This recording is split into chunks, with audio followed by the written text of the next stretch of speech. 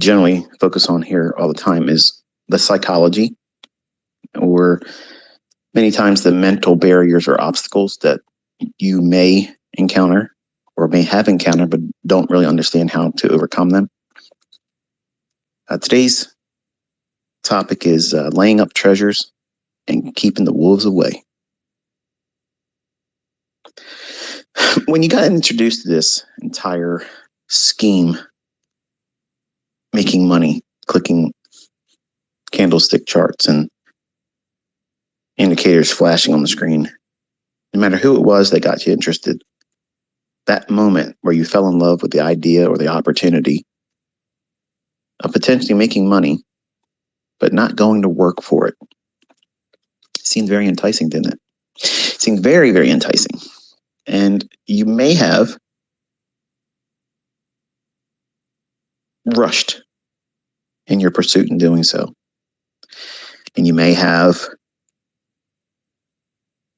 suffered from enticement from influencers, maybe even me. Now, I've done a great deal to try to keep you focused on the things that matter most, but you don't have to have all the materialistic things that come with. You hear that? That's my wife running. She was promising me an uninterrupted hour, and she just ran back into the house, forgot her keys. These are one of those moments where I really, really, really wish it was a recorded thing, because it irks me that it's in there. And that little click, click, click is Bailey running around to try to see where she's at. But when we get involved with this industry, I want to say it like this: when I got into it, I looked at it as a way of retiring early, not getting rich. I didn't have that aspiration. I just wanted to have a better life, and I was willing to defer it to a later time in my life. I know that flies in the face of what's bandied about today, where it's like, hey, look, overnight success is how it's supposed to be. And I'm just very gingerly going to remind you that that's really not practical. Can it happen for some? Absolutely. But for the majority, it's not going to be true for most of us. So I believe I came into this with the right perspective starting out. But as soon as you make a nice win, have a winning streak, and you have profits accumulating, that tends to change things. And what you may have started out with in your journey, and what your pursuits were, and the why as to what you're doing it for, and we're going to talk about that, it'll change. It'll morph into things that you may not have really were inspired by in the beginning. It may even fly in the face of who you are as a person or used to be. And even for folks that have not found profitability, and I've seen some of them online, I've seen some of them trying to be mentors, I've seen some of them trying to be traders or live streamers, and some of them, not all of them, some of them aren't really successful, but they talk like they are, or they soon will be. And there's nothing wrong with being positive, but there also is a limitation in terms of presenting it in a capacity that you are something that you aren't. Because what that will do is it'll create this expectation in yourself that when you actually do try to trade, and when you try to do things and take on risk, which is the primary discussion point today, you'll be afraid. You'll be afraid to take the trades because you've talked a good game.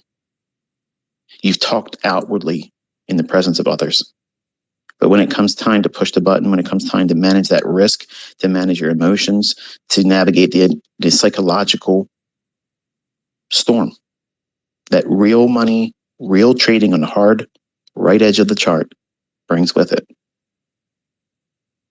So it's the quiet ones. It's the quiet ones that do all their talking in their journals. where no one else is seeing that they cheerlead themselves. They don't beat their chest. They don't brag. They don't do any of those types of things. They just quietly encourage themselves in the solitude of their journal, where it needs to stay. When we look at this industry, there's a verse. There is treasure to be desired and oil in dwelling of the wise, but a foolish man spends it up. What does that mean? Well, I'll apply it to trading. Okay, it can be used in a myriad of things, but I'm going to apply that saying to what we do as traders, how we go into the world of speculation for profit, and how we many times lose sight of what it is that we're trying to do. For me, it was trying to retire early. I was wanting to retire at 40. And things change over the course of my career and how I came up, just like it's going to change for you. But it's important for you to identify what is a low-hanging fruit objective for you. Now, I'm not saying sell yourself short in terms of your life, what would be viewed as successful or not successful. But unfortunately, social media, Instagram, YouTube, the influencers' effect on individuals. And I would have been very easily wrapped up in all this stuff too. If I could go back in time and think about how I felt, this insatiable need to feel like I was worth something beyond the normal. I wanted to be outside the range of like everybody else. Not because I wanted to be better than everybody else, but because I wanted to feel significant, because I didn't grow up with parents that had any love towards me. So I got my love and nurturing from my grandparents. So I had a chip on my shoulder. So I was using the market as a way of proving myself worth to me and everyone else around me. That was the wrong approach to going into trading. I wanted to win back my ex-wife. I wanted to do things to have other people look at me and want to be me. I wanted to be that person. And if we had social media back in my time, if it happened to be like it is today, where we have Instagram and Facebook and Twitter and all these things that are available to distract us and fill our minds up with foolishness and self-worship and idol worship of other people. That's why I don't like it when you guys call me things like a king or a goat and stuff like that. I don't like that. But I would have been wrapped up in that stuff in 1992 when I first started, if it was available. And I would have fallen victim to it. And who knows what kind of egomaniac I really would have been. And I can see, and I'm sorry if you hear some chawing in the background, that's Piper. I had to give her a bone because there's no way I'd be able to do this Twitter space. If I step away too far from her, she's going to start whining and crying. So let's get through it the best way we can, okay? But the idea of knowing why you're going into this, what's the purpose? What's the reason why you're doing it? It's for the betterment of yourself, yes. But there has to be something beyond that, okay? When you lay up treasure for yourself here in this world, you're thinking, well, I want to have a nice life. I want to live a nice, successful life where I can do whatever I want to do whenever I want to do it. And I kind of promote that mindset. I want everyone to have that, yes. But there's got to be something more to it than that.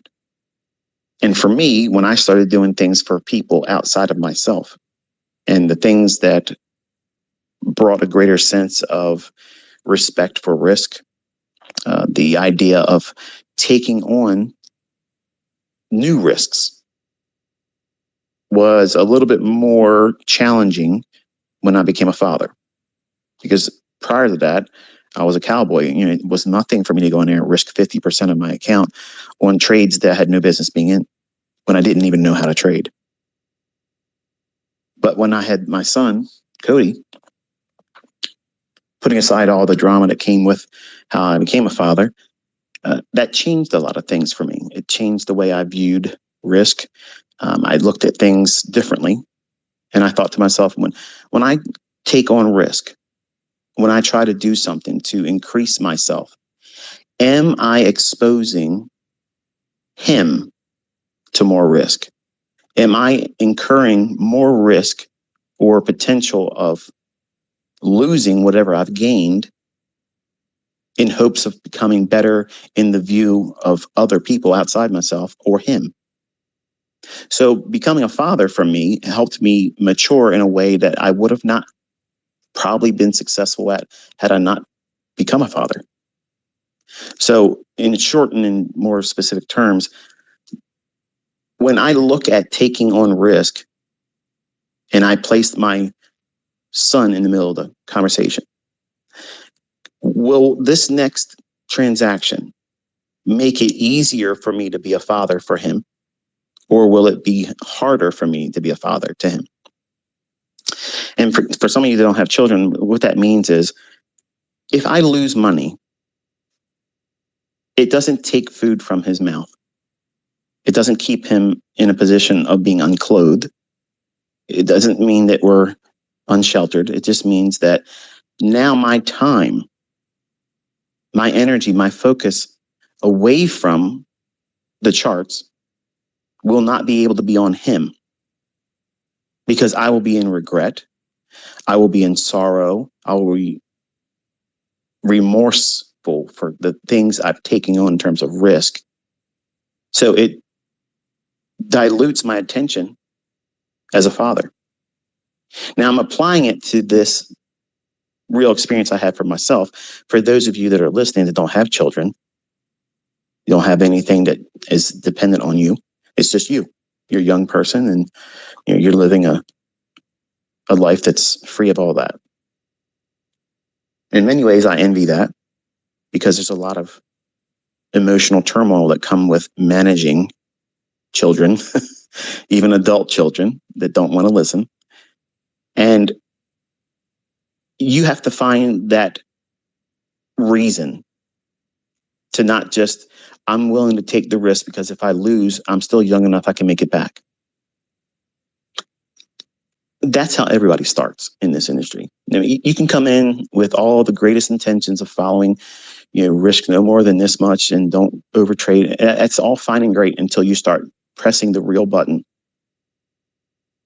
Not a demo, not a funded account challenge, where the money can actually come out of your own hands. When that money comes in and out of your account, the weight behind that is not something that could be easily explained away. It has to be felt, it has to be experienced. And the worst thing that can happen is you get lucky in the beginning because you think you're laying up treasure for yourself, and it becomes so easy to think that it's always going to be easy for you. I'm just going to keep stacking up my emerald bricks of dollar bill, y'all. Pick out my next thing I want to spend money on. Pick out my next destination I want to go travel to and experience and put on my Instagram. Laying up treasures for yourself, after a while, and it's very, very short-lived, nobody cares. At some point, no matter how profitable you are, at some point you're going to reach that level where, yeah, I make money. Yeah, I'm doing well, but how many cars can I buy? And how many new things do I have to buy to keep people interested in me? And then you discover what I discovered in my 20s, that nobody really cares. They don't really care about you when you do that. They're living vicariously through your decisions and what you show. And they think to themselves, because they're spending time chasing and pursuing you because you're doing that, their concern is not about you. The concern that they had about me on America Online was not generally about me, but I wanted to believe it was. And the people that do this, they want to be looked up to. They want to be worshipped. They want to be idolized. Those things carry you only so far. And at some point, no matter how good you are, it stops satisfying. And when it stops satisfying you and you no longer get that, well, return on your investment, and you start seeing the diminishing returns. No matter what you do, and no matter what you try to do over the top, spending money, showing this and showing that, it won't bring you any satisfaction. It won't really entice any of your followers or people that look up to you, and you'll become bored in their eyes, or boring rather, and you will become bored by what it is that you're doing. And the long and short of it is that's all the wrong things. You're laying up treasures for yourself here. That's Piper. Hold on one second. I'm sorry. It's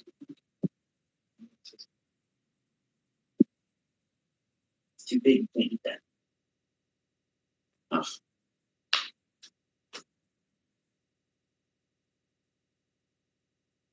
See that? AI doesn't have a puppy to take care of. A lot of people still think I was an AI. I'm a real guy. Real distractions, real family, real stuff. But when you have this pursuit of laying up treasures for yourself, that is such a short-lived journey of success. Because at some point, there's just simply nothing else to do. And that's an unfortunate state of mind to be in, because I found myself that way in my 20s.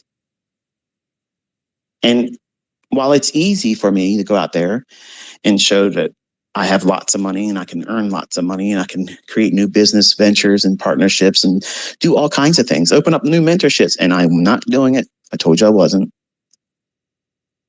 My pursuits, my why I'm doing anything going forward is for the treasures I'm laying up for my family. I want to create memories for them. I want to create memories for myself. And I've robbed myself of that. And it's easy to get caught up in the success. I have lots of students that are making lots of money now. And they're finding success in what they're doing, and they feel good about themselves. And I'm so thankful that they've had that experience. But I don't want you to think that that's all there is to it.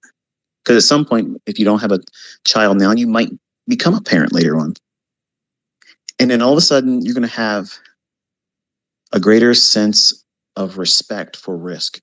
Because if you found yourself in a position of prominence or affluence, and then you have a child, now all of a sudden, because you are equipping them with a lifestyle that would be above the average lifestyle,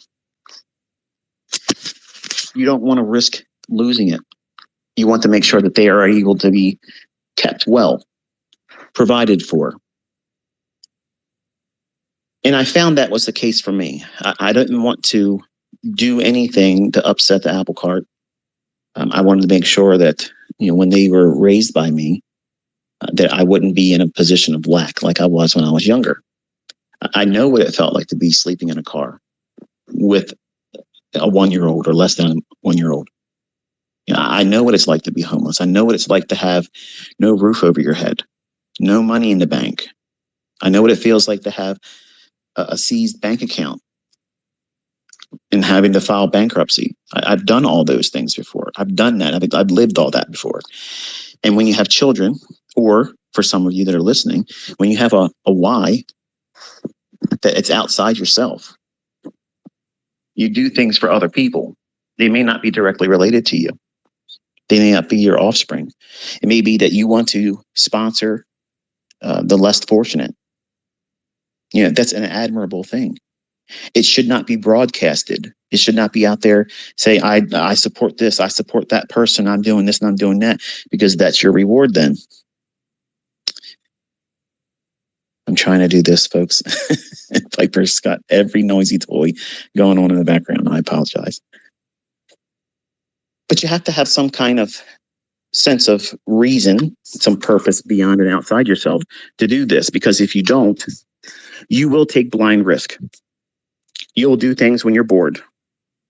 And if you've listened to the student that I just retweeted the interview of, one of my students that was a mentorship student, Alex, he actually mentioned something that was kind of like the inspiration for this Twitter space today. If you listen to him,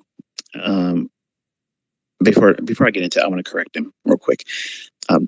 Power 3 was not invented by Larry Williams. Power 3 was my interpretation on how to correct his lack of understanding about how to buy below the opening price on bullish days or sell above the opening price on bearish days. So I'm not sure if there was a language barrier there on his presentation on the interview or in my discussions while he was learning, but Power 3 is mine. But he mentioned when he was doing his interview, he said that he would say many times he would find himself in the trades, taking trades and wanting to lose. Now, I'm sure when I heard that, I was thinking right away that there's going to be people, trolls, many of them, would love to pounce on something like that. And if you look at the presentation from a whole and then try to apply it to yourself, you probably understand really what he means, but don't want to admit it. Here's my interpretation of what I believe he was trying to say. And I have experienced it myself, and I've seen other students do the same thing. I'm wrangling Piper right now. She's by herself.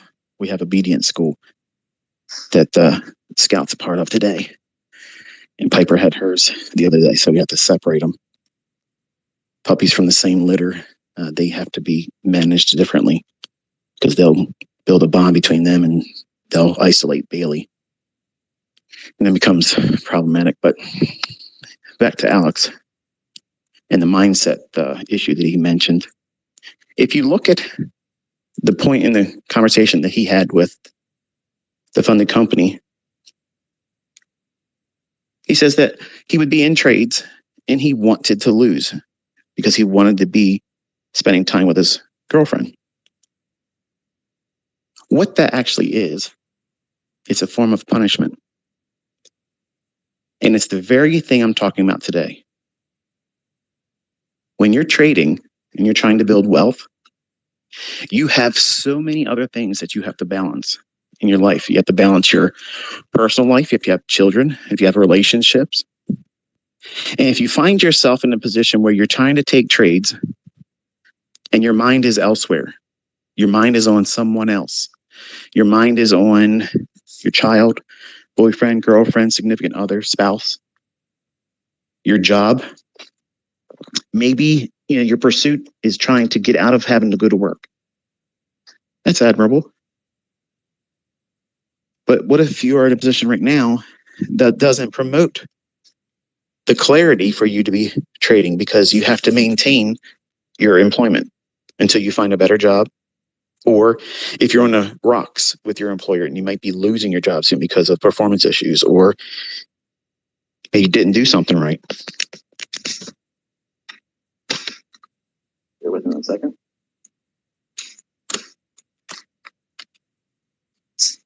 We're going to hear a little bit of nature now. I got to give her some running room. But the idea of these distractions, like you're seeing me have to encounter and manage while I'm doing this live presentation. Yeah, it takes a great deal of focus to trade. And for me, most of you, I'm easily distracted. I have short-term attention span, and I wrestle with a lot of things.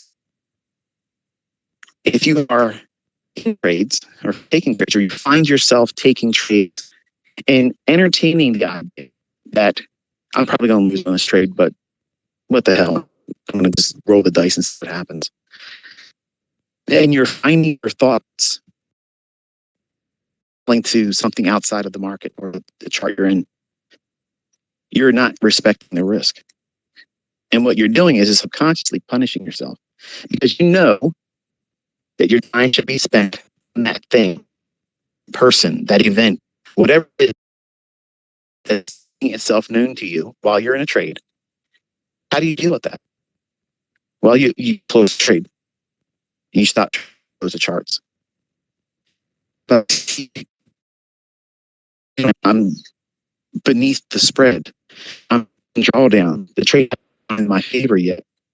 Just wait. No, because you know what's going to happen. Your mind is distracted. You're looking at things with a clouded mind. And subconsciously, you're wanting to lose. So that way you don't feel guilt without purpose. I'm going to say that in a better way. You want to make sure that you don't lose sight of the importance of that thing that's distracting you, that person, that thing that you should be doing, other than sitting in front of that chart, taking that trade. That's the more weightier matter. But your impulsiveness, the gambler, they're in the driver's seat. And he or she wants to build up treasure for themselves instead of building up treasure for something outside of yourself. For Alex, if you're listening, if you find yourself thinking like that, stop, don't trade. Only trade when you know that you're doing it to make a better life for you and your significant other. You're going to find that your trading becomes so much easier to manage the risk, easier to manage psychologically, because you're taking the risk soberly. It's not you that's just going to lose the money. It's you and your significant other. It's you and your child that you're supporting, and it's independent of you. Put it in perspective like this. If you had a 1-year-old child, just learned how to walk, there's this little, they don't know anything. They don't know their left from their right. Would you encourage them to go out there and run around in traffic? Of course not. It seems like an extreme, right? But essentially, that's what you're doing. Many times as a trader, you're encouraging bad habits because you're not focused. You're trading for all the wrong reasons. And you're trying to store up treasure, laying up treasure just for yourself, where if I lose it, it's not a big deal. If I lose this account, if I blow this money, if I fail my funded account challenge, if I lose my funded account, I'll just reset it. That is a piss poor approach to mindset. That is absolutely the worst mindset that you can adopt or start forging. You have to be diligent about risk at all times, and you have to elevate the respect of that risk to a degree that will prevent you from trading impulsively. Otherwise, the wolves come in. What's a wolf? Trying to keep up with the Joneses. That's an expression we say here in the States. What that means is someone has something in terms of a track record. They've done something monetarily. They bought something. They went somewhere. You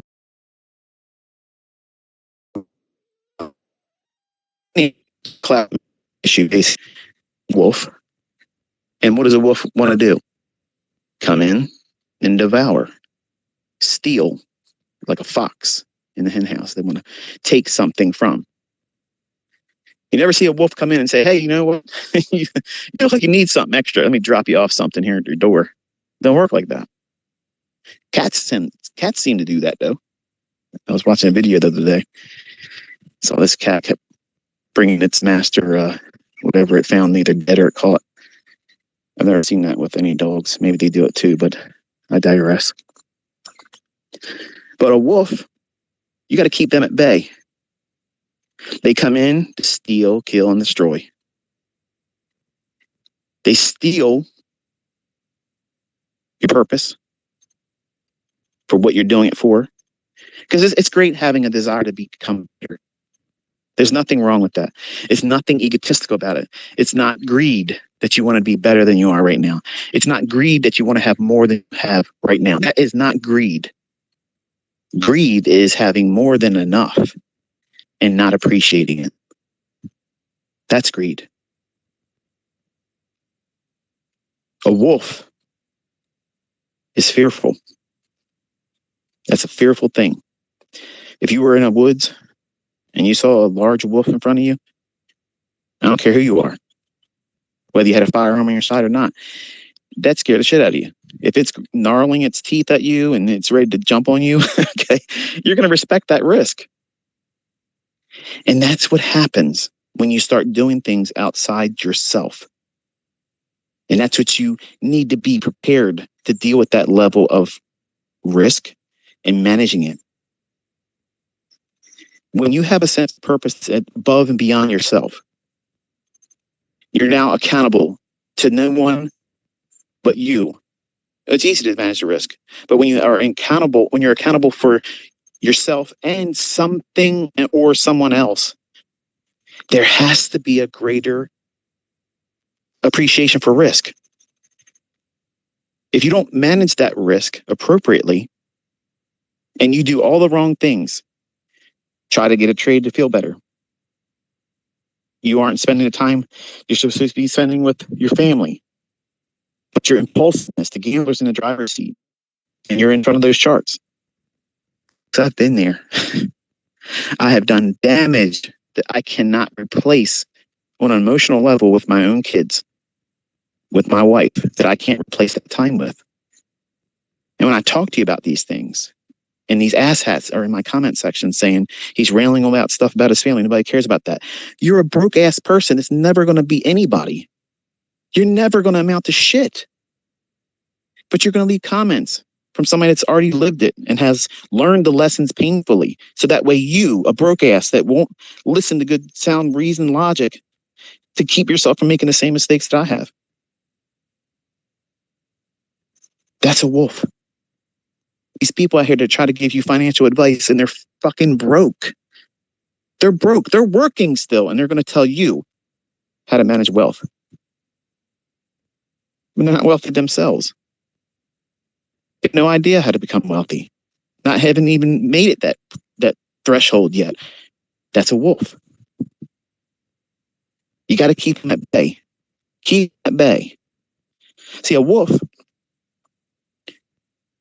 the only thing about themselves. I'm not thinking about myself. I'm not thinking about myself right now. I'm talking to you, strangers that I'm not going to shake the hand of. We're not going to share a meal together. We're not going to be at a pub having a drink somewhere. But I know my voice carries far now. And some of you may listen to other people say things about what it is I teach, and you might be discouraged or maybe even doubt things. Well, you're seeing a live account. You've seen things called beforehand. You're seeing students that are coming forward. And don't think that I'm trying to discourage anyone. I have certainly more to see. Saying that because it's more impressive for me as the mentor to see those individuals that could very, very easily humble everybody else out there right now. We're talking tenfold more than what you've seen. And these folks are living their life quiet, appreciative, and not trying to stir up anything. Because that's not why they got into it. They didn't get into this to feel significant. They had a greater purpose of what it is that they were trying to do. Their why for doing it is in and of itself outside themselves. What's a better parent? Someone that's willing to take risks, fly by the seat of their pants, maybe even do things at their job that might get them fired while they have a family to take care of. Or someone that shows up, does what they're supposed to do, and takes no additional risks, and does everything with the purpose in mind to provide and maintain the livelihood of their self and their family. Clearly, it's the second. But the second is not attractive right now. That's not logical to anybody right now. That's boring. That's not exceptional. But in fact, it is exceptional. Because most of the things you see online is fake. It's an illusion. You're only seeing that fleeting moment where they did something right. And the lack of consistency, longevity, there's no evidence of that. But you'll buy into the image of it all. If I was a wolf, really a wolf, I could fleece all of you and you'd pay me whatever I want. And I would feed you just enough to keep you going. And I can get way more richer than I already am. It's not my purpose. I'm spending my Saturday pacing around my pool in my pajamas still,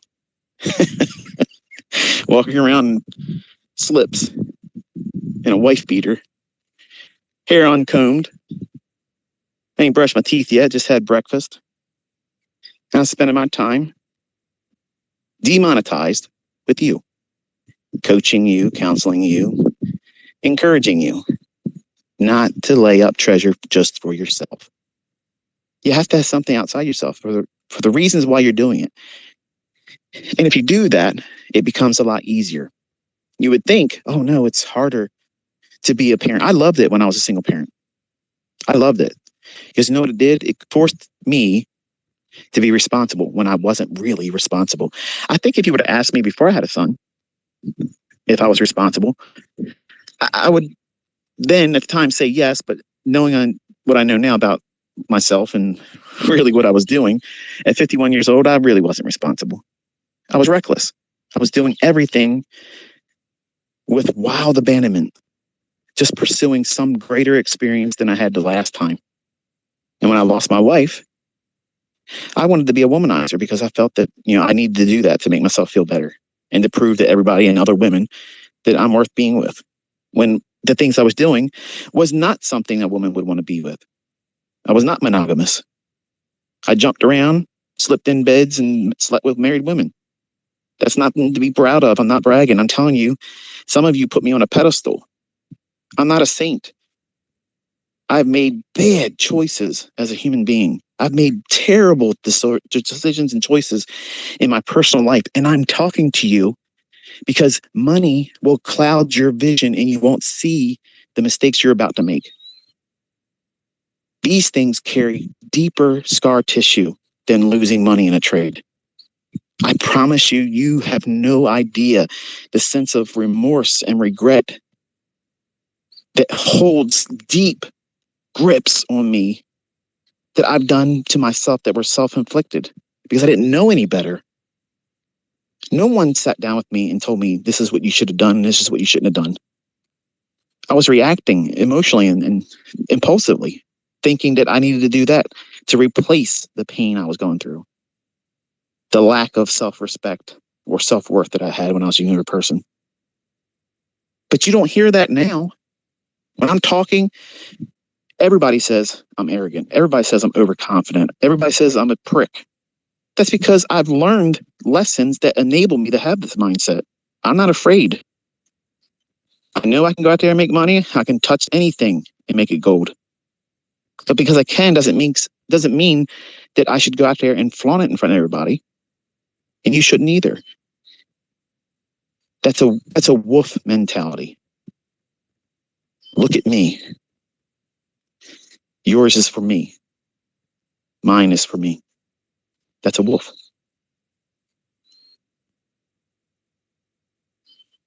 When you look at a lion, when a pride goes out and hunts, they don't go out and kill in the lion that has the death grip on the throat of the gazelle or whatever it may be. It basically did the kill. The other ones may hold it down, but that kill was by suffocation by one lion. She's got a hold of its throat and waits for it to give up the ghost. They take that meat home. They share it together. So they take on the risks of going after that prey, not for a single purpose of feeding their one single belly, but that purpose is the same mindset that you should have as a trader. You have to have something outside yourself you're responsible for. I promise you, if you are not doing that, you can tell me, you can show me statements, you can show me certificates where you got funded, you can show me payouts. But I'm going to tell you in the quiet, in the moments where you're by yourself, you're shitting bricks. You're in trades you know damn well you shouldn't have been in, hoping that it pans out in your favor. You're doing so many resets that the public doesn't even know about. That's the real you. And you're getting caught up in the idea of showing an illusion. Here's what I did. Look at me. When you just take a step back and say, what have I been doing right now? Up to this point, what have I been doing? Have I been doing things that are for the betterment of something outside of myself? Am I leaving something behind? For me, generational wealth is important, more so now than it's ever been, because my children aren't equipped yet to be able to manage the difficulty that the mental aspects of trading bring with it. They have amazing weapons at their disposal, but they have also young minds that are very, very impulsive, just like yours, just like mine was. Think about it. When you join the military, Air Force, okay, do they just let anybody just sign up and go in there? Hey, jump in this Raptor, fly it around, do whatever you want to do, try it out, take it a spin. No, of course not. Why? Why wouldn't they want to do that? Because it's worth a lot of money, and they can hurt themselves and other people in collateral damage. So there has to be some growing that's required and maturity. And I'm hoping that my children will grow into a greater appreciation for what it is that's available to them. But just because they have the ability to have enigma, recklessness, over trading, trying to be in there before it happens, trying to predict the setup, not take the setup. There's a difference. We can anticipate a setup, but you're predicting, oh yeah, this by the time I enter, then there really will be a reason in there. You know what that feels like. You've been doing it for months, blowing accounts, trying to do it. Because you're taking on risk in and of yourself. The why that you're doing it is just you. And while you lie to yourself and say, I'm comfortable. If I lose the account, it's no big deal. That is a piss poor mentality. Every single account, every single transaction must carry with it a great respect for risk. Because what you're doing is no different than someone that goes to Las Vegas with their life savings and pisses it away. Flies back home and wishes they never had the idea of going out there in the first place. Because they got lucky one other time. They went with their life savings this time. They put it all online and said, hey, I'm going to take the gamble. I'm going to take that bet. I'm going all in. And then the flop doesn't work out for you. And everything you put up is gone. You can only do that so many times, folks. With the skill set that's not quite there yet, it's easy to quit. It's easy to quit when it's like that. And you deny yourself opportunities that are before you. There is treasure to be desired. And you can take this and turn it into something beyond your wildest dreams. Or you can destroy everything with impulsiveness. Doing things that you shouldn't have done. Thinking about things you shouldn't have been thinking about. Worrying about emotions that have no basis for being in the process of what it is you're trying to do.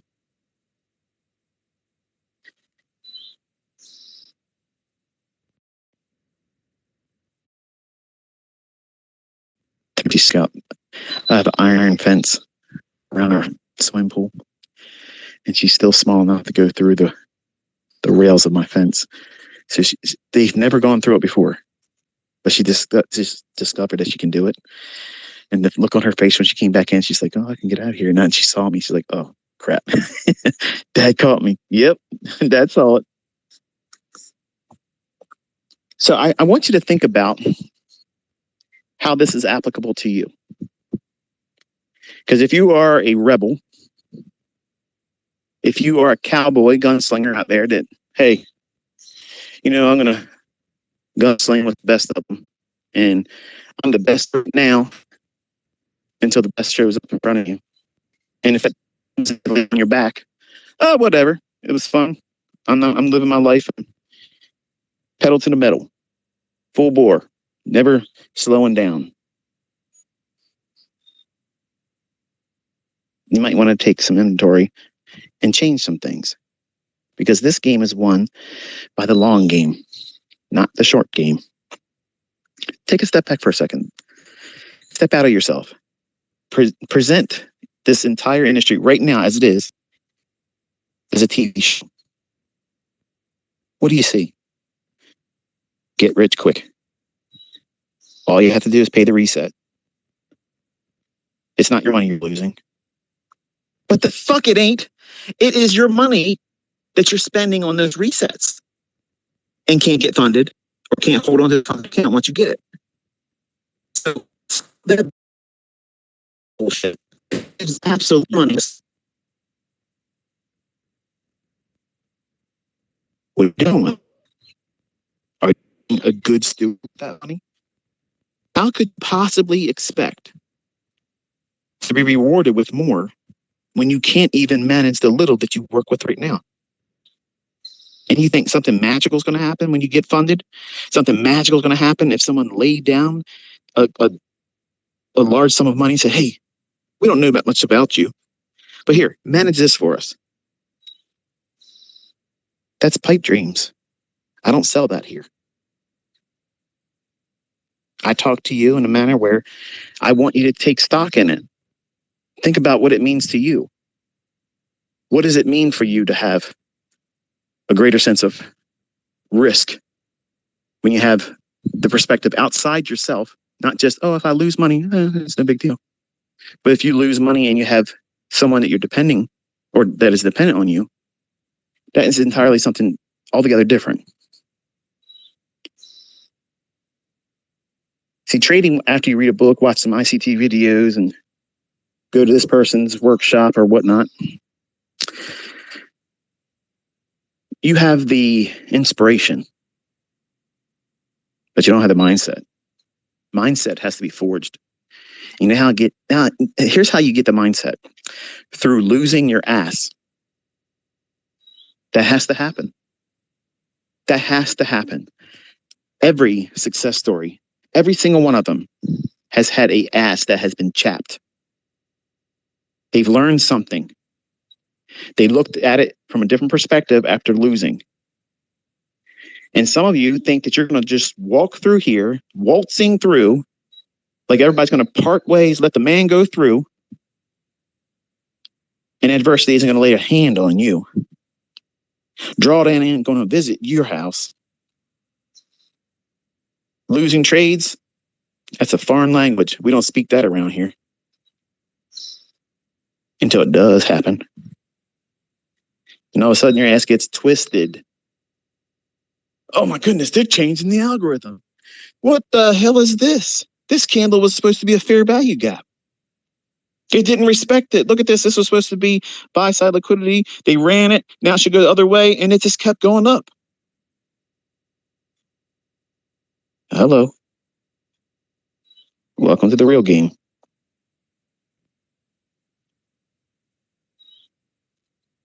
Mindset.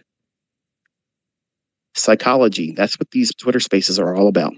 It's not me bloviating nonsense to the broke asses that want to comment. These are people that want to tell you, don't waste your time. But they're going to work on Monday, making less money than you probably do at your job because they're miserable. Or they're selling something that can't get sales with, and they're miserable. I wish, and this is not me giving myself self-love here. I'm not bragging when I say this. I wish that I had the resource that I'm making available to you when I started. I swear to God Almighty, I wish I had it. Because I did not have any navigation laid before me where this is what I shouldn't do, this is what I shouldn't do. I had to learn through pain. And by God's grace, he then stepped in. He joined the chat. And I try to talk to you in a manner where maybe it is uncomfortable. And you should be thankful that it is. Because the greatest life lessons come through pain. It doesn't come through the feel good moments. Think about it. When you have a feel good moment, when you have a good winning trade, pay attention, folks. This is the part that really matters. Just won something. Got a nice trade. Got funded. Got a payout. Woo! Feels good, don't it? Yes, it does. Yes, it does. Little pig, let me in. The wolf shows up.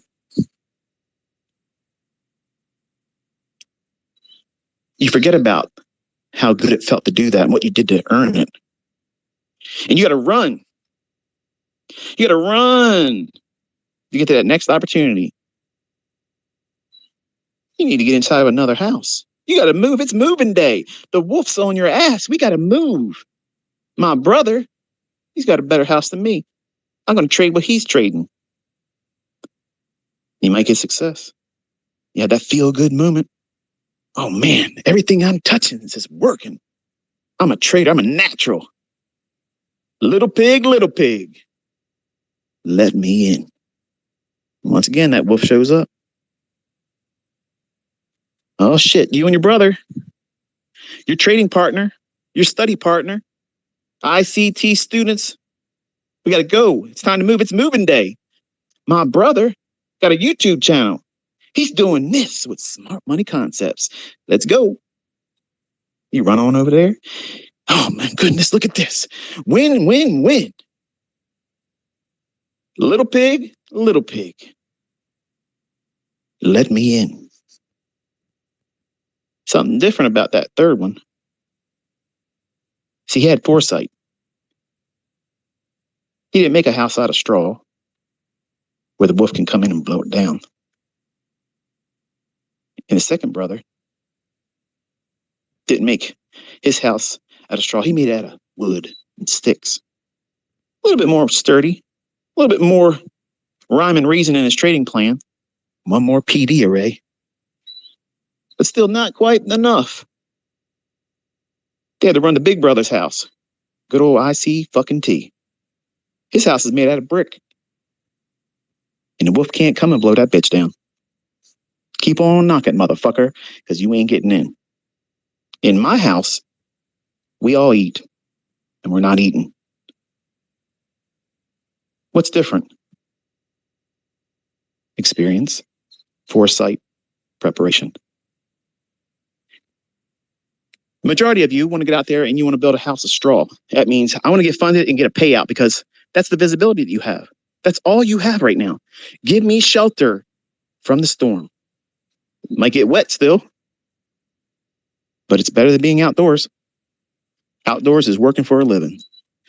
The 9-to-5 rat race. Everybody wants to get out of that. I don't give a shit how much money you make. Some of you have a little bit broader perspective, but not quite as far as it should be. It should be with a great deal of preparation for adversities. So you might say, okay, you might be that second little pig where you see other people out there rushing to get paid out. You heard some Twitter spaces like this in the past by me, and it's going to be something different about the way I do it. I'm going to look past that. I want to get to the point where I can buy a fancy car. Because it's not just a payout then. I have a goal. I'm going to go out and get myself a Lamborghini. Going to get myself a McLaren lease.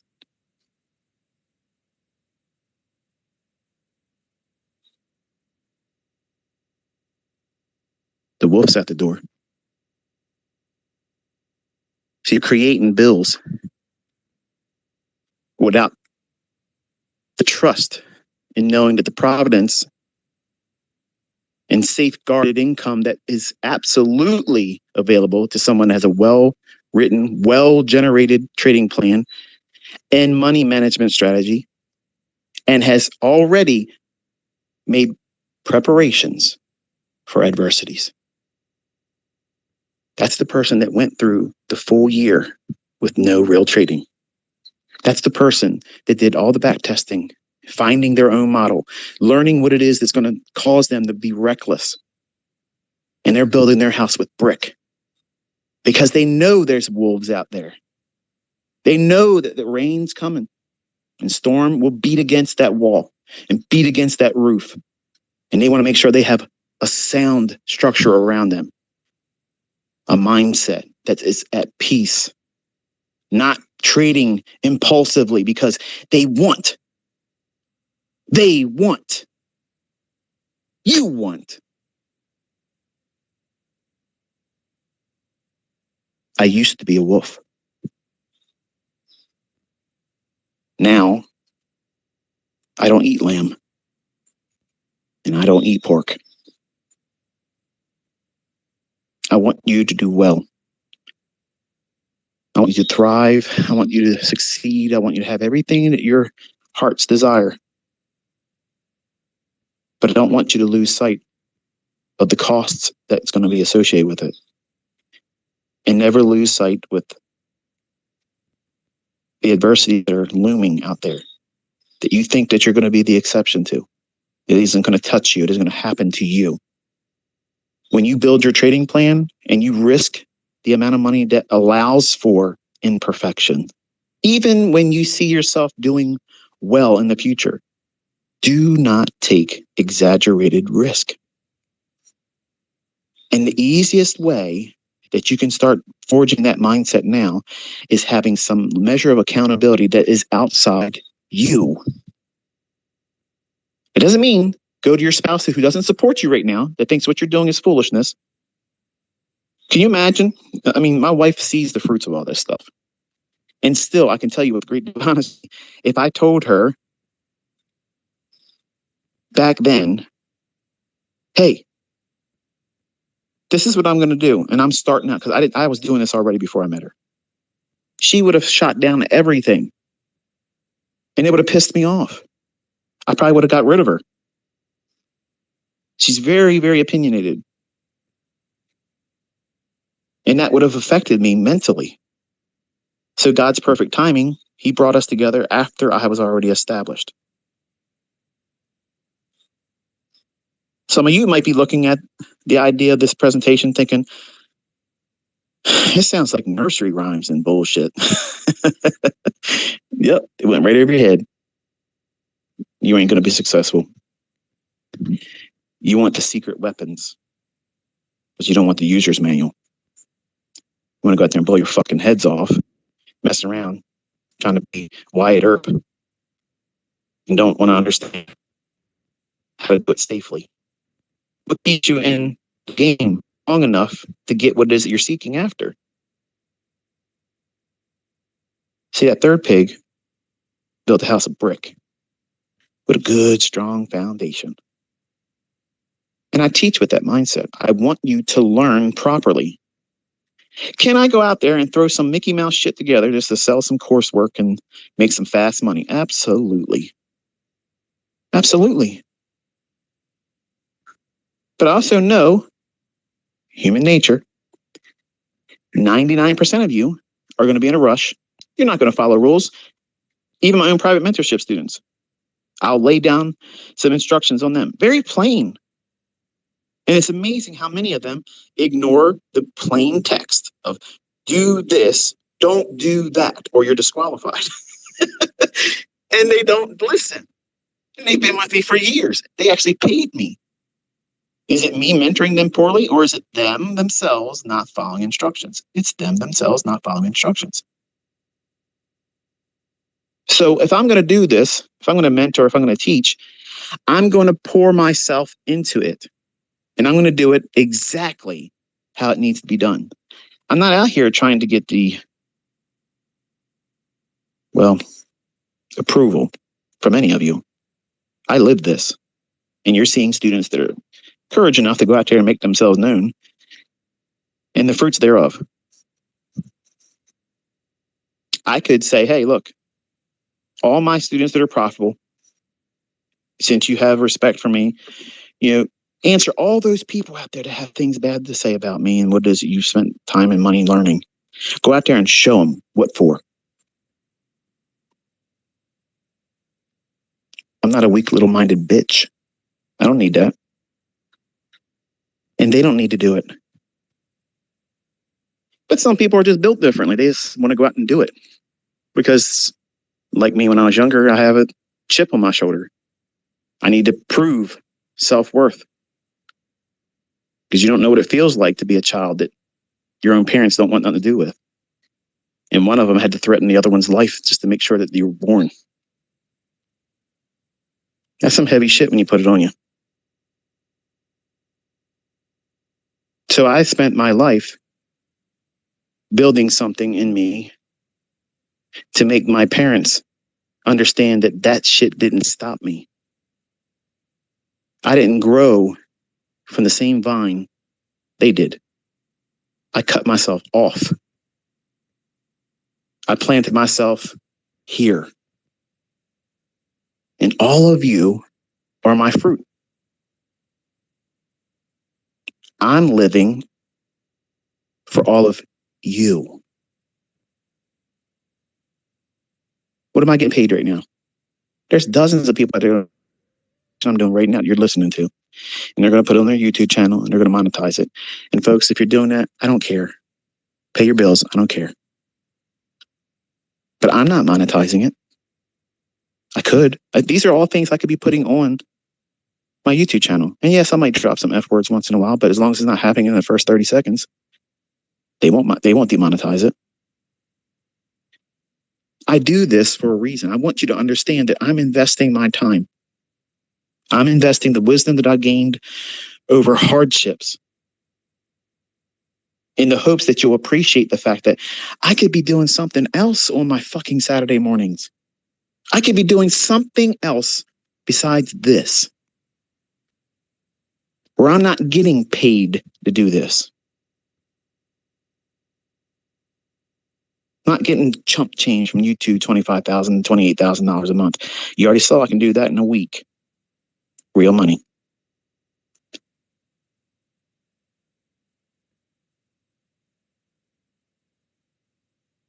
Some of you stand in your own way.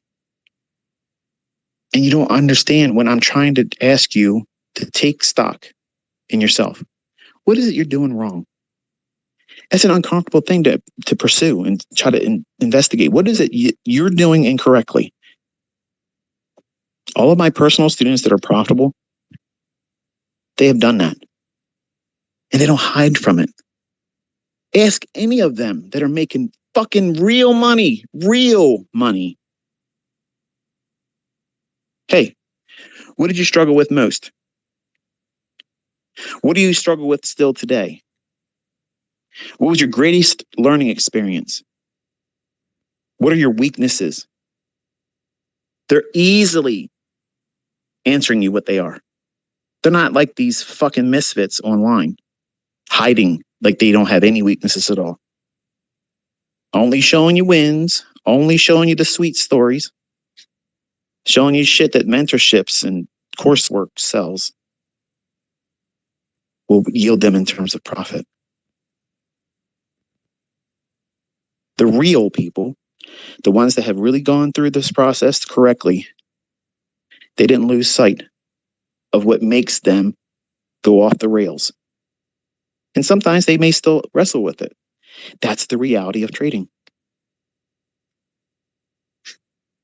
Think about it. If you strung all together all these Twitter spaces I've done since I started doing them, and let's just say I was writing a book, and it was everything I said in these Twitter spaces, but composed inside of a textbook.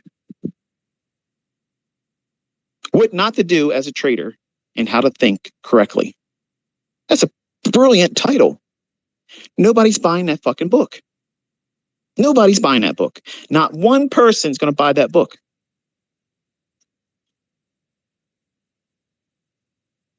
How to learn to trade with a demo account over 12 months. Nobody's buying that fucking course. Nobody's buying that book. Nobody's watching that playlist.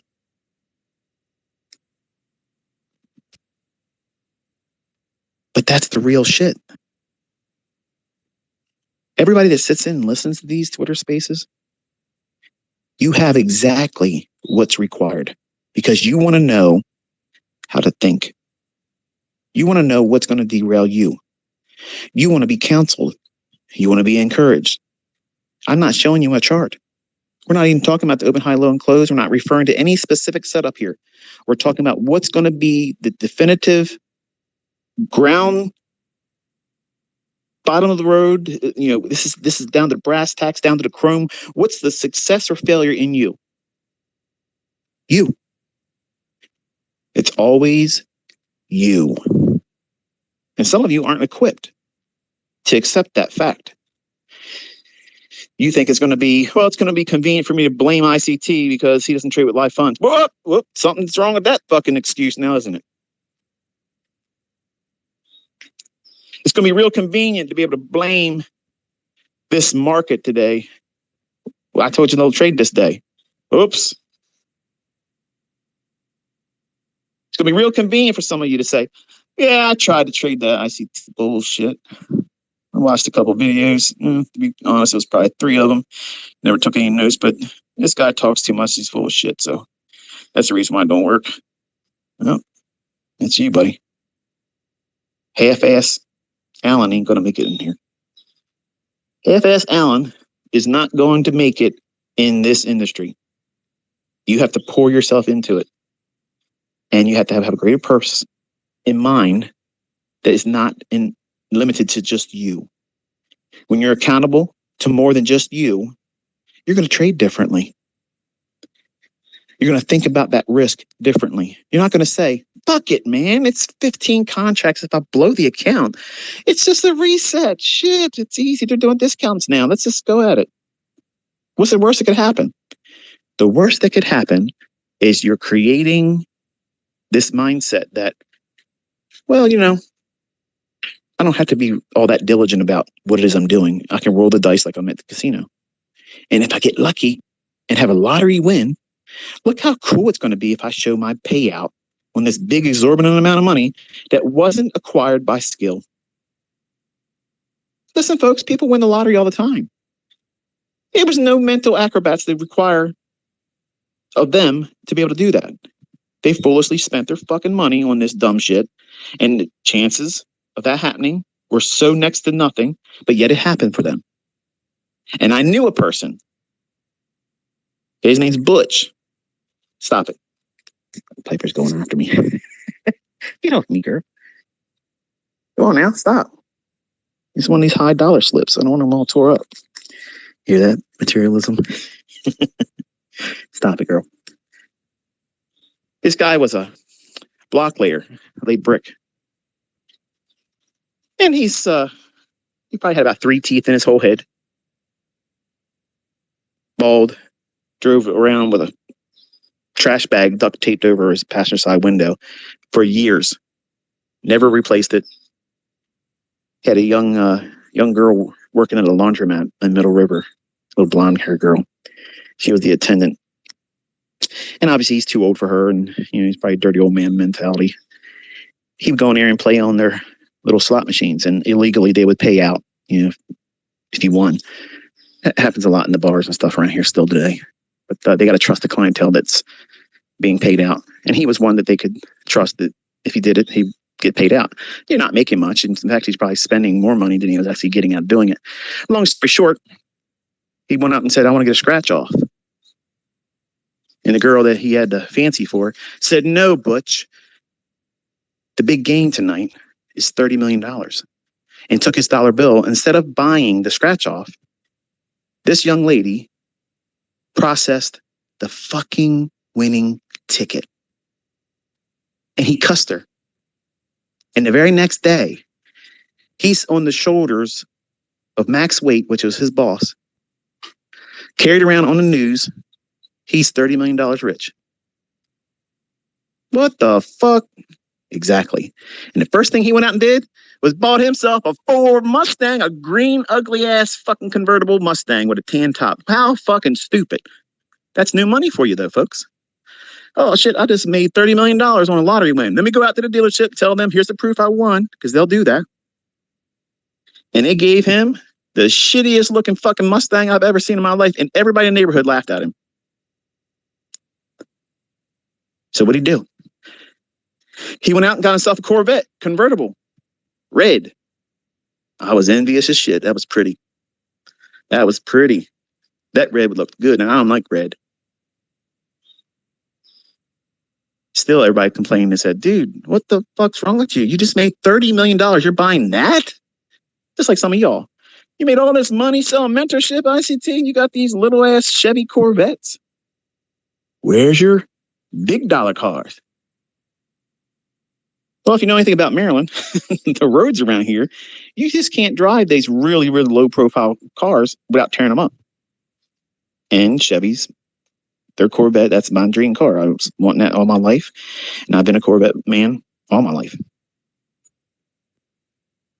So he trades his Corvette in and gets himself an orange burst Lamborghini. Ooh, pretty. Pretty fucking wide too, and got it stuck inside the Taco Bell drive-thru. Tore up the fucking rims, had to get pulled out by a wrecker. How about that? New money. New money. You think that's stupid? He traded in once he got his rims fixed. Got a Ferrari. And didn't get the vibe that he was hoping for it. Traded the Ferrari in for the same fucking Lamborghini that he gave up, that he replaced the rims for. Now, what is that? That's Little Pig #1. Straw house. Chasing shit that means nothing. You know what he ended up doing? Still going in that laundromat. I think he got $13.5 million because he did the cash option. I would have done the annuity. And still bet on that fucking little poker machine that wasn't going to pay him anything. What did he really want? He wanted that girl. And you know what? He got her. Took her to Atlantic City. They stayed up there a couple times. And not to be crude, but he hit it and quit it. I've seen her in recent years. She's a mess. And he's been to Atlantic City. He's been to the local casinos here. And you're probably saying, what the hell does this got to do with anything? This is what some of you are thinking like. And if you get these big payouts, you're going to act just like this guy. He spent and wasted millions of dollars in casinos trying to get more. You're not satisfied with $13.5 million? $13.5 million, friends. Listen, you're set for life. You're done. You're done. If you manage it appropriately, your family can live off of that once you're gone. I'm not aware where he's at today because we're talking about something about 10, 12 years ago. Actually, you know what? My son Caleb is. No, we're talking about something 24 years ago. Man, good grief. Time really flew. I don't know where he's at today. I don't know if he has any money left or not, but he's chasing that moment, that feel-good moment. And that's what I was talking about earlier. Thought I lost track, didn't he? No. When you have a win, when you have these success stories, they're fleeting moments. They only last momentarily and they're gone. They're gone. And you have to go out and try to get something else, something new, some new candy to share with your friends. But you got to keep the bigger piece for yourself because greed. But you want everybody in the neighborhood to say, wow, look at Tommy's bike. Shit. I wish I had a bike like that. Wow, look at him, man. He's dressed out. Look at his drip. Shit. His kicks are awesome. I'm going to get a pair of them. I don't care what I got to sell on Hawk. I'm going to get that. That watch. Look at that watch. Wow, he spent that much. Man, if I had a watch like that, people would really respect me. Let me tell you something, folks. I have watches that cost more than anybody that's an influencer in YouTube finance for Forex or futures. I have watches that cost more than their fucking houses, okay? I don't need to show you that. Who gives a shit about that? They're not good investments. When the shit goes upside down, that watch is going to do nothing for me. Nothing. My Corvettes aren't going to do shit for me. The money in the bank ain't going to do nothing for me.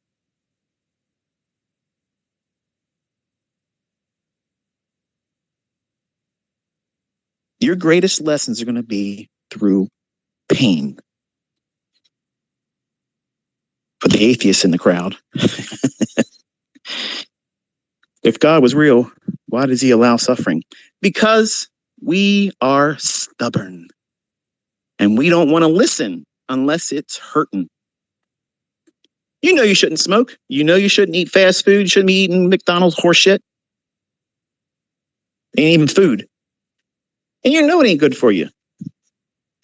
You sit down in front of a physician, they'll tell you you shouldn't eat that stuff. It's bad for you. Yeah, I know, doc, but in moderation. Moderation to you is every fucking other day. Then all of a sudden, fast forward, you got bad health.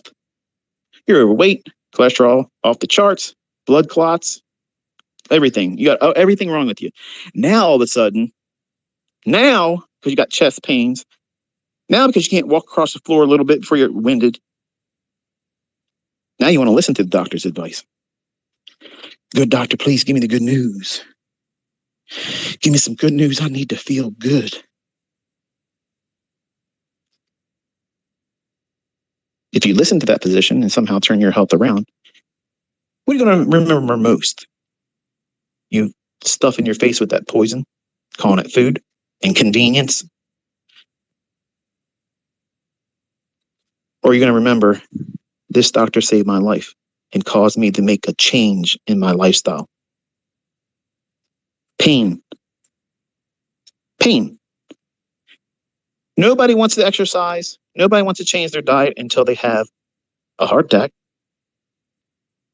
Nobody wants to do things differently. I'll stop drinking and driving if I ever get in an accident. Something bad happens. Some of you just need that kind of drama before you pay attention or think about the potential risks. But are you going to drive your car drunk with your kid in your car? Are you going to willfully go out and get yourself in a position where you can get drunk, knowing that you're going to drive your own child around with you? If you're sane, you would never make that decision. But if you're by yourself, you don't have any accountability to anyone. You're going to do what many people do. They get out and get inebriated, self-medicating themselves because they hate their life. They've made their choices in life and they're too lazy to change. Hey, it is what it is. And you go and you drive drunk. You might get lucky. You might get home safely one time. You might not. I have family members that are gone now because of drunk drivers. But those life choices have painful consequences, and they are the most impactful learning experiences. You never learn anything by wins. You never learn anything by the sweet, sweet savor of profit. It's always taught in drawdown. It's always learned in loss. That's why suffering is permitted. Spare the rod, spoil the child. Your best learning comes from getting your finger burnt when you touch that pot. Your parent told you, don't touch that, it's hot. What's that mean? Oh, yeah, now you know. Now you know. Welcome to fuck around and find out population increased by 1. That's the reason why suffering exists. And you should not be hateful or spiteful when you have losing trades, because there are opportunities for you to improve. You're in drawdown. I counseled someone that sent a tweet. I'm so disgusted with myself. I lost 50% of my account in the last few days trying to do something, this and that and the other thing. Well, what's the rule around here? We don't piss and moan. Pissing and moaning are for failures. You want to be a failure? Do that. Because all your attention, your energy, and time is being devoted to something that's not going to yield any fruit to you at all except for rot.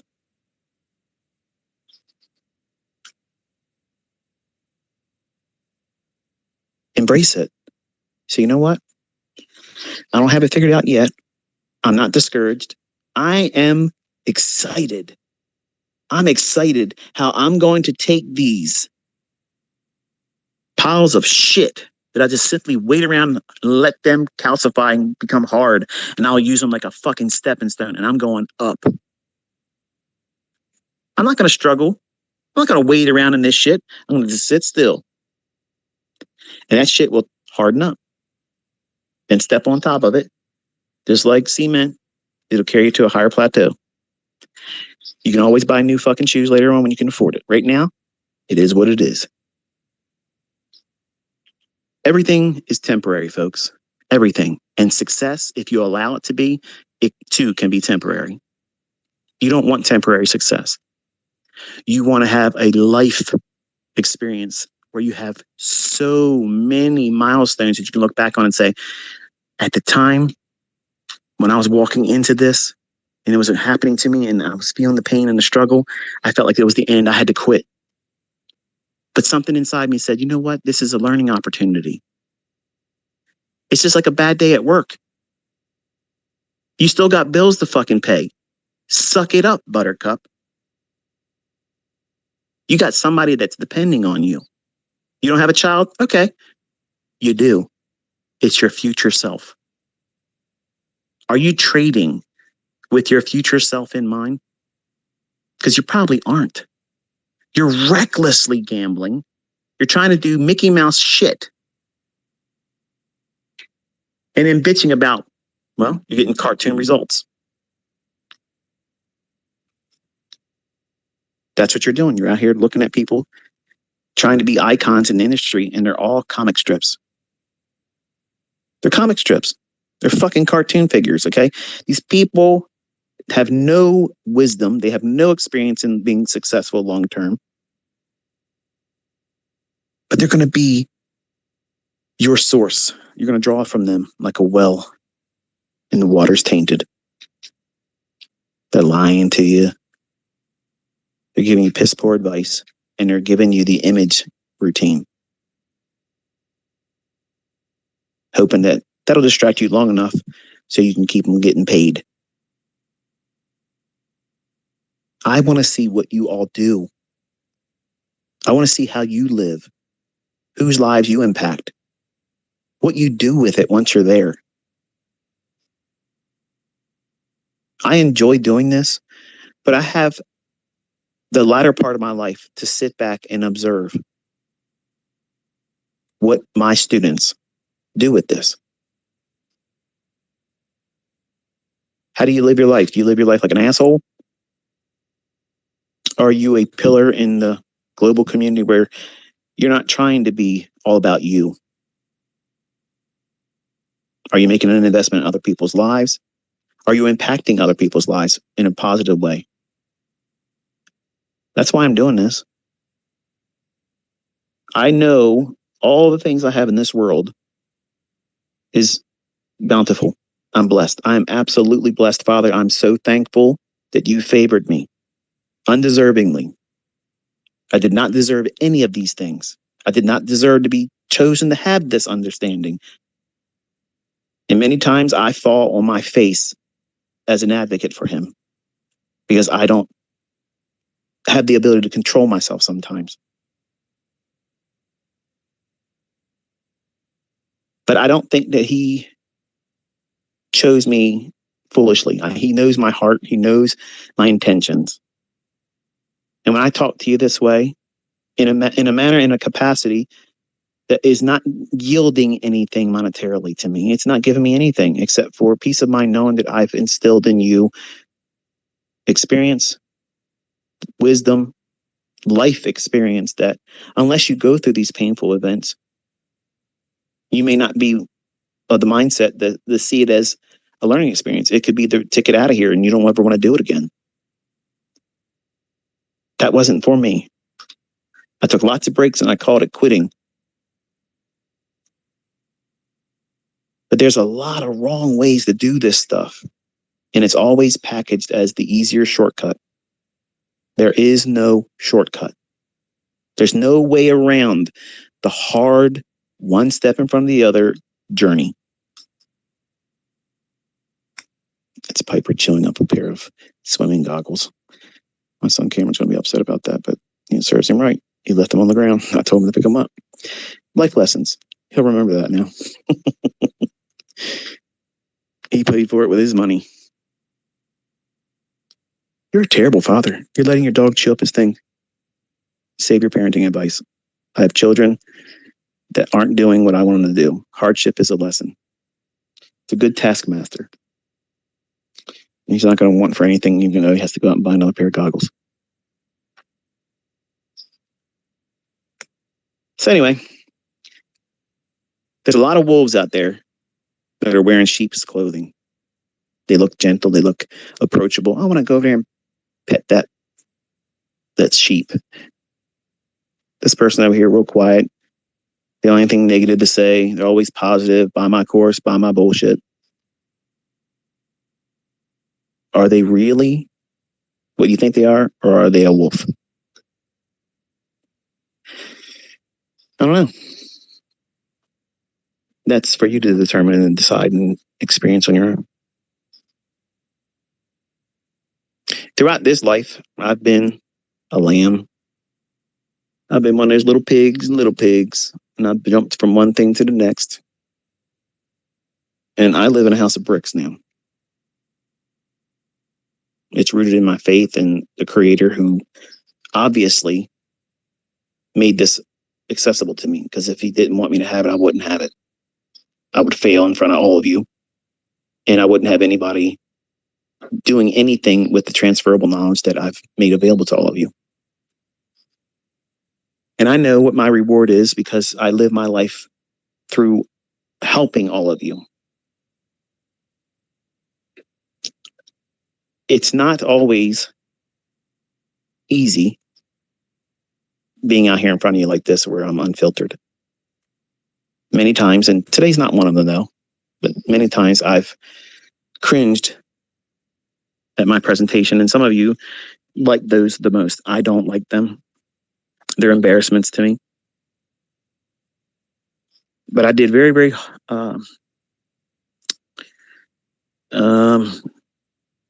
my best. I did my best today to try to stay on focus and try not to go off the rails. I did a few times, but I was able to pull back in.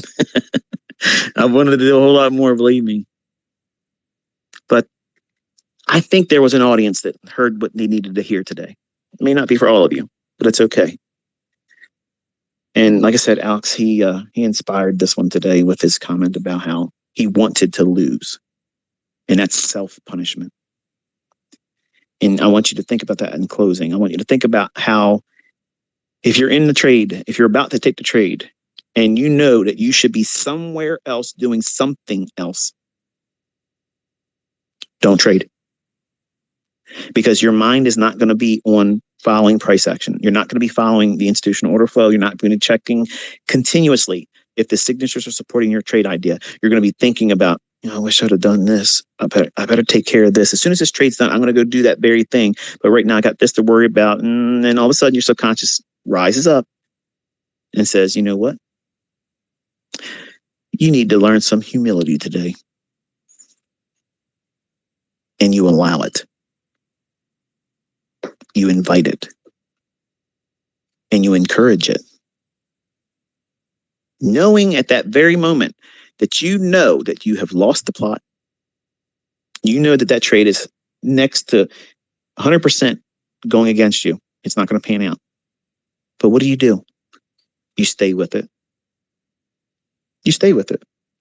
You're applying the mindset that you should subscribe to when you are following your rules and your model. You're applying it there. See how that miswiring in your head is? It's self-inflicted. You need to elevate the purpose behind why you're trading a specific model that you trust, that you've seen the fruits of it by back testing. Does it really exist? Some of you don't believe it. You just hear me say it. And if I say it, then it must be the truth. And I'd always challenge all of you, don't believe what I say. Go into the charts and see it for yourself. Because once you see it, no one, not anyone, is going to be able to convince you otherwise. And that is strength. That's not just confidence. That is strength. That's power. You can tap into that anytime. No one can strip that away from you. No one can take it from you. No one can rewrite it. They can't discount it. They can't replace it with some other Mickey Mouse horse shit, indicator based horse shit that doesn't make any fucking money long term. Gimmicks. We don't have them here.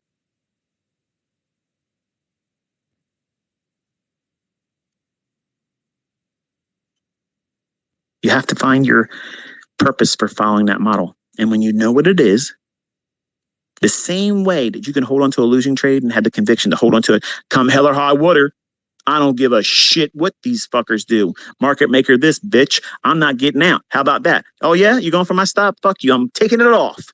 I'm going to show you. Well done. Well done. 35% drawdown. Well done. Nobody could have done it better than you. Man, look at that. No one's doing it like you. Yeah. What happens if you really listen? What happens if you really, really listen and you put some measure of accountability on yourself?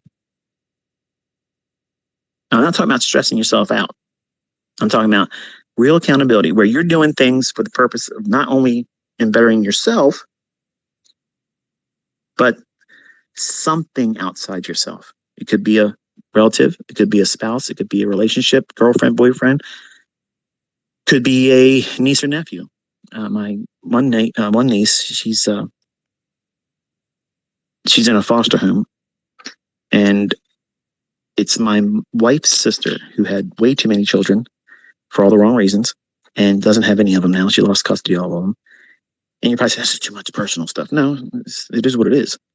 But she has two daughters, two different fathers, and they grow up in a household by white folks, and they're biracial. They're beautiful girls. They're absolutely beautiful. White people want to have the color of their skin. Okay, they're absolutely lovely. They're pretty.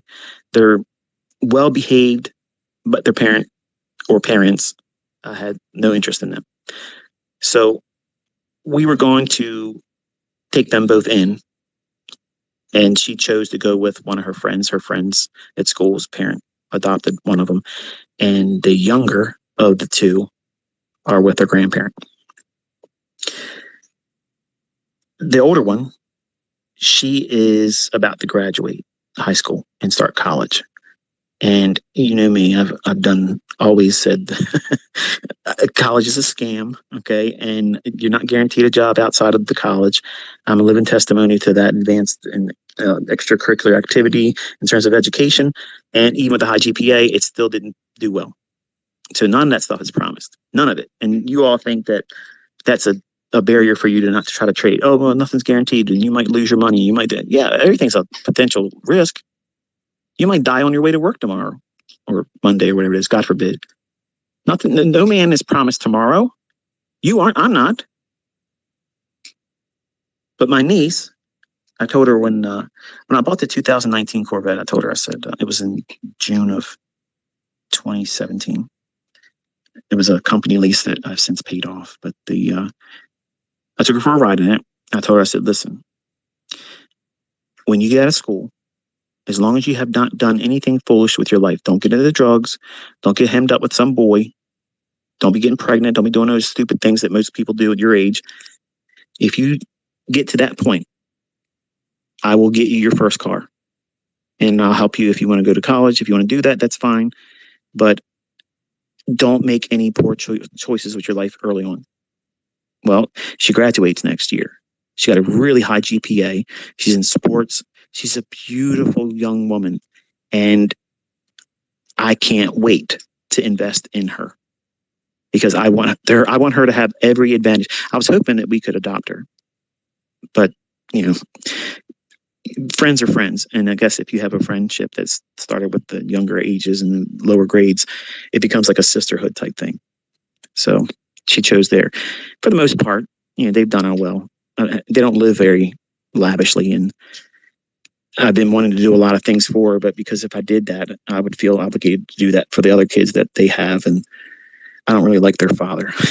Not that he's done anything to her, but I can't wait for her to get to that point because I'm going to have her set up. She's going to be having every advantage given to her. That's what I'm talking about. Have something that you're accountable for outside yourself. It's easy to find that. Go out and find somebody that is in need of something. You want to learn how to trade really, really good? Find someone that you're going to invest 30%. Yeah, 30% after taxes. You're going to invest in them to acquire something for them. But don't let them know about it. That doesn't build entitlement mindset in them. And when you have it together for them, you bless them with it. You have no idea what that feels like.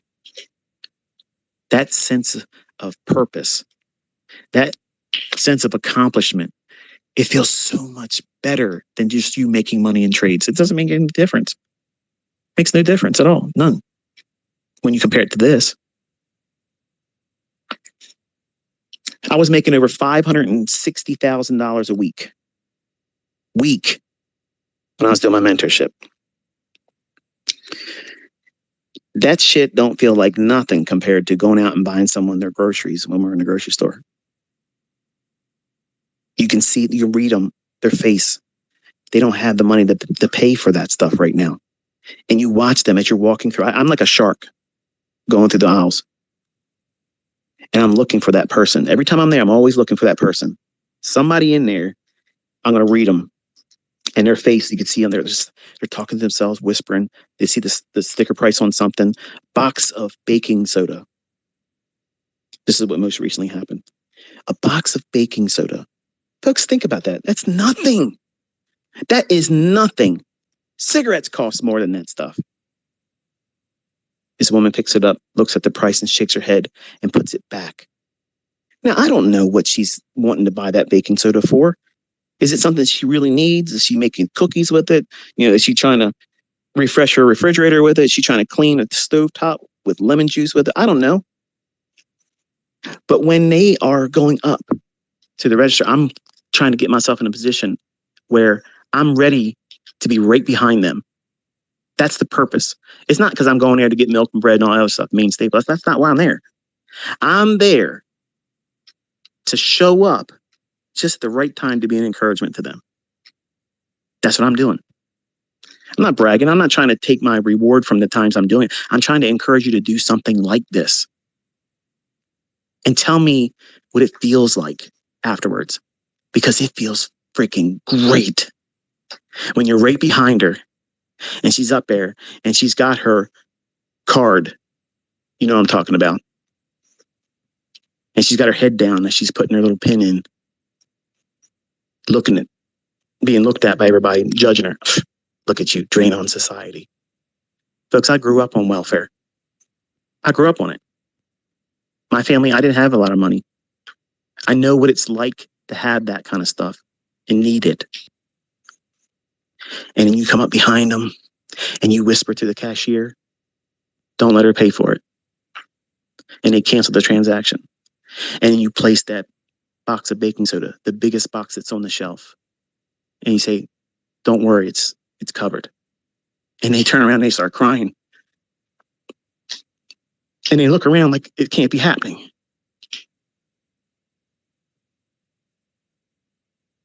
If you trade, if you try to succeed to make more for yourself, that's all it'll ever be. And you'll never be satisfied. No amount of money is. But even the smallest insignificant amount of money that you help someone with at a time when they don't even expect it ever to happen. And you walk into their life right at that moment. You're like an angel to them. You don't think that the Father's going to give you a reward for that? Everything I have down here is nothing. It's nothing. It's all loss compared to what I'm trying to get later on when I'm not in this flesh. If you do conduct your life like this, and you try to reach other people's hearts, encourage them, I'm not saying turn them into traitors. I didn't say, hey, look, go to my YouTube channel. That didn't happen. But these people are at their wits' end. They can't make ends meet. What is she doing without that day? What is she trying to put off? Oh, I don't need that so-and-so. I can afford it right now. And when they grab a hold of you and they squeeze you and thank you, they don't know who you are, but they're so thankful that you stepped in their life at that very moment. Let me tell you something. That right there, you tap into that and you want to be successful for things like that, there is no limit. There is no fear because you're going to trade differently. You're going to think about things differently because it's not your money. It's not your money then. You'll be a better steward with it.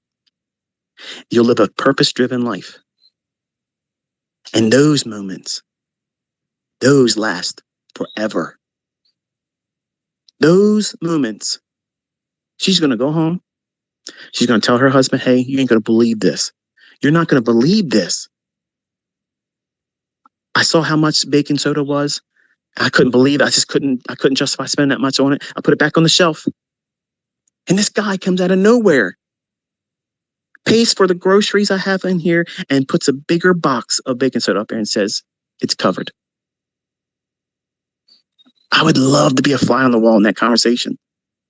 I would love to be a part of that moment where they share that testimony. And the Lord empowered you, me, whoever else that does these types of things gets all the glory. You're spending it wisely.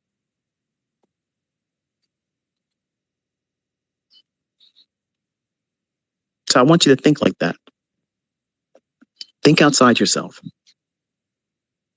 Because it's really ugly when it's just about you. It's not sexy. It's not cool. It's not encouraging. It's disgusting. There's no fruit in it. It just looks good outwardly to people that think it is worthwhile.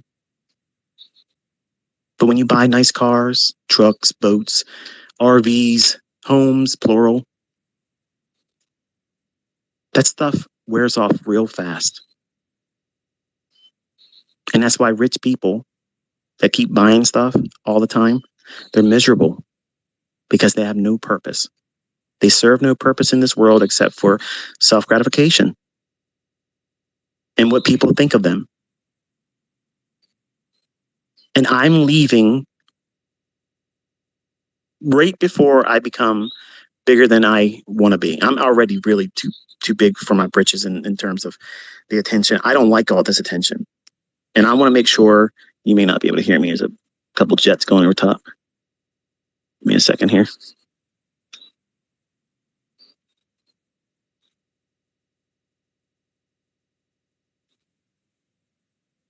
Someone's going somewhere in style. I'll be on the wings that's given to me by the Lord. I'm not going up here no more. But lost my train of thought. Yeah, I want to leave before it gets any bigger than it is. Too many people talk about me, even the supportive perspectives, and I just don't want to be that. I don't want to be that. And hopefully, in November, you will all have received what you were wanting to receive from me. And most of you that don't think that you did receive it are the ones that's going to have to go back through the content, the notes that you've taken if you've done so, and do a lot of self-reflection, because that's what's holding you back. It's not for a lack of trying on my part. It's not for a lack of providing the content. I did not hide it from you. I've laid it out here for you. I've proven it to you. I've shown you with live account.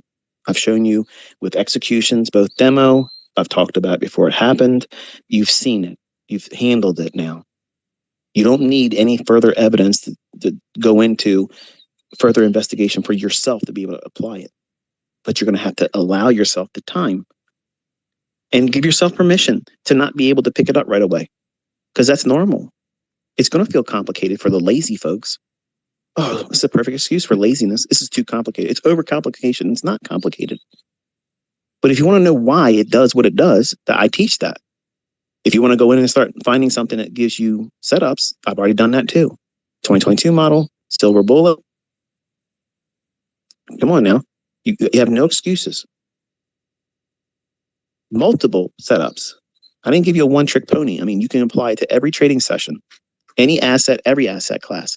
It's not limited to any one particular approach to trading. You can apply it to different time frames. You can apply it to whatever. I'm not going to co-sign crypto. That's the only thing I said I wasn't going to do because I don't have experience. Despite the fact that I have students that swear by it, I can't say, hey, because they said so. But in disclosure, I say that, but I have no evidence to support that personally. So therefore, I can't say anything like that. But in stocks, yes. In futures, yes. Commodities, yes. Bonds, yes. Currency futures, yes. Index futures, absolutely. So hopefully you've got something out of this today. Hopefully I've built you up and gave you some things to think about, take inventory in your personal life, and why are you trading? And what is your success for? If it's just for you, don't be surprised why it's so hard. Until next time, be safe.